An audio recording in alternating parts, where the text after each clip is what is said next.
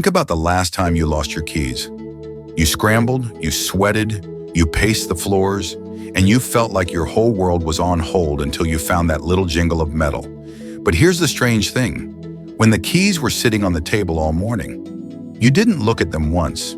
You didn't appreciate their shape, their weight, or the fact that they give you the power to move. We only notice the value of our keys when they're missing. Gratitude is the art of noticing the keys while they're still in your pocket. It's the realization that your life is already full of miracles you've simply grown used to. Once, in a city not too different from yours, lived a man named David. David was what society called a winner. He had a high-rise apartment with glass walls that made the city look like a collection of jewels at night. He had a car that purred like a kitten and a watch that cost more than some people's college tuition. But David had a secret. He was starving. Not for food. His fridge was stocked with the finest imports. He was starving for enough. To David, enough was a horizon line. No matter how many miles he ran toward it, it stayed exactly the same distance away. When he got the promotion, he wanted the CEO's chair. When he bought the car, he worried about the next model. He spent his days in a state of unhappy pursuit. He was so focused on the next thing that he treated the present moment like a piece of trash he had to step over to get to the future. One Tuesday, David's life took a turn he didn't see coming. It wasn't a sudden crash, but a slow crumbling.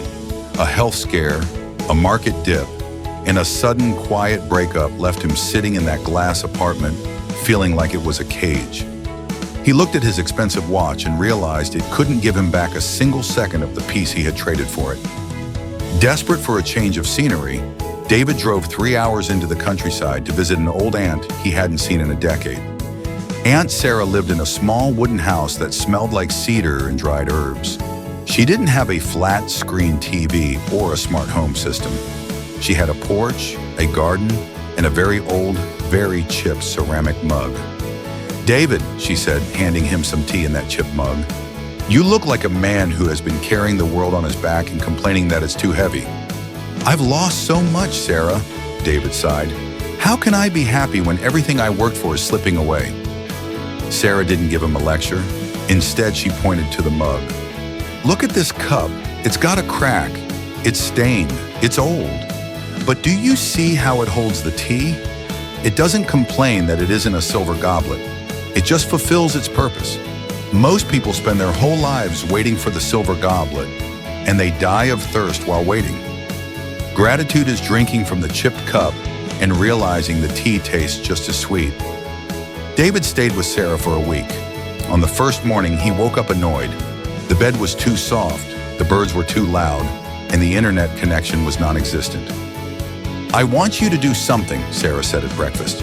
"Before you eat, I want you to tell me 3 things you are grateful for. But there's a rule, they can't be big things. No health or money. Tell me about the tiny things." David scoffed. "Fine. I'm grateful the coffee is hot. I'm grateful the chair hasn't broken. And I'm grateful I don't have to wear a tie today." Sarah smiled. "Good. Tomorrow find 3 different ones." By the 3rd day, something strange happened. David found himself looking for things during the day, just so he'd have an answer for breakfast. He noticed the way the sun hit the dew on the grass.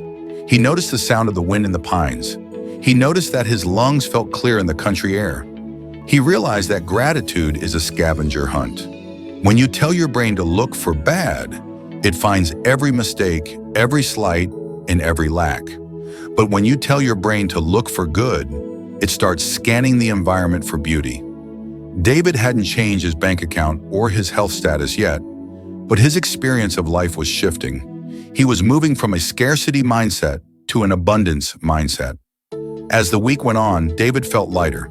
He wondered if it was just the country air, but he started to think about the why behind it. You see, our brains are wired for survival, not necessarily for happiness. Thousands of years ago, we had to focus on the bad, the tiger in the bushes, the lack of water, the coming storm. This is called the negativity bias. We are naturally prone to scanning for threats. Gratitude is the manual override for that ancient wiring. When you practice gratitude, you are essentially telling your nervous system, "I am safe, I am provided for, I can relax." This lowers cortisol, the stress hormone, and boosts dopamine and serotonin, the feel-good chemicals. David wasn't just thinking happy thoughts. He was literally changing the chemistry of his brain. He was training his mind to see opportunities instead of obstacles. On the 6th day, a massive storm hit. The power went out. The roof leaked. The garden Sarah loved so much was battered by wind. David expected Sarah to be upset. Instead, she lit some candles and sat by the window. "Look at that power," she whispered. "The earth is getting a deep drink. And look at us. We have candles, we have dry blankets, and we have each other's company. What a gift." David realized then that gratitude isn't a fair weather friend. It isn't something you do when life is perfect. In fact, gratitude is most powerful when life is falling apart. If you are grateful when you are winning, that's just a celebration. But if you are grateful when you are losing, that's a transformation. It's like an anchor. The storm might toss the boat, but the anchor keeps it from drifting out to sea. Sarah's anchor was her ability to find the "and" in every situation. The roof is leaking, and I am grateful I have a roof to leak. The power is out, and I am grateful for the chance to see the stars more clearly. When David finally drove back to the city, he didn't look like a different man, but he felt like one. He walked into his high-rise apartment, but this time he didn't see a cage. He saw a home. He went back to work. When a deal fell through, instead of spiraling into anger, he thought, "I am grateful for the lesson this taught me, and I am grateful I have the skills to try again." His relationships changed too. He stopped criticizing his friends for what they didn't do and started thanking them for what they did do. He realized that everyone is carrying a heavy load, and a simple "I appreciate you" is often the only thing that keeps a person going. Gratitude turned David from a spectator of his life into a participant. He stopped waiting for the big win and started winning every single hour by simply noticing the life he was already living. Now let's bring this home to you. You might be reading this while sitting on a bus or in a break room, or late at night when the house is quiet. You might be going through a winter in your own soul.